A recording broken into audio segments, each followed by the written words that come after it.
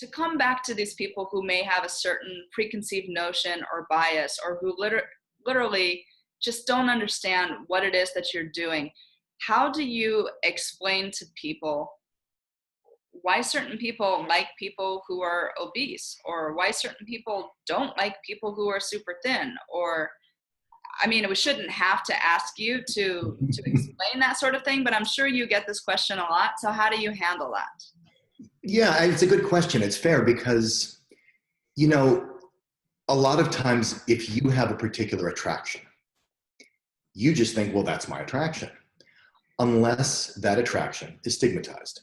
So if I said, oh, wow, Myra, I really like really super smart guys. In fact, I can't even date a guy who's not really, really smart.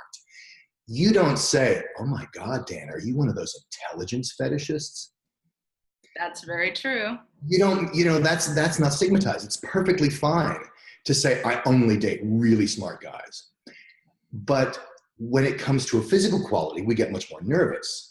And one of the things I talk about is, what are the things we're allowed to appreciate about a person?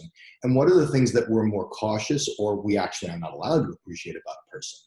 At what level in your relationship are you allowed to compliment your partner's fill in the blank?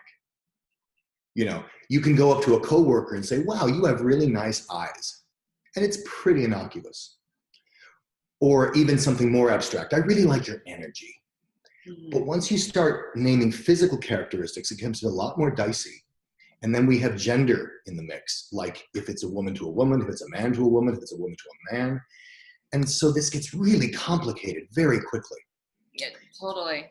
So since people do tend to stereotype other people, is there a specific dynamic or demographic of people that you find that are more interested in obese people, or does this just like run the gamut?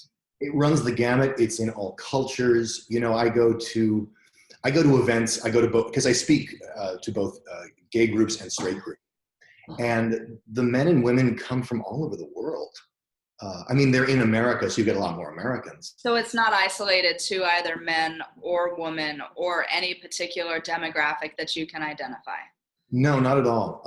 People say, oh, it's a gay thing. It's like, no, I promise you, there's a lot more straight chubby chasers because there's a lot more straight people. And they come in both men and women. People think that chubby chasers are exclusively men. Not true at all. We just get a little more press. So how do you go about finding these sort of people? Let's say that someone wants to get out there and start dating, but maybe they're intimidated because they're a little overweight and they're not sure what that response is going to be like from potential suitors. What kind of advice do you give people who really want to put themselves out there, and how did they start looking for a sort of person that's going to be attracted to them? Sure. I think the first thing to look at is, and I just had a client yesterday where one of the things we talked about is, are you going to be okay with people admiring your body? Because the person wasn't. It was like, well, I guess I'm forced to court chubby chasers, as if that were some sort of, B category or trash heap. And it reflects how that person thinks about their own body, And so what I tell people who are like, okay, I think I could handle that, I'd like to try it. There are many, many sites on the internet that specialize in this. In the gay community, there's 2 or 3 main sites. In the straight community, there's at least half a dozen.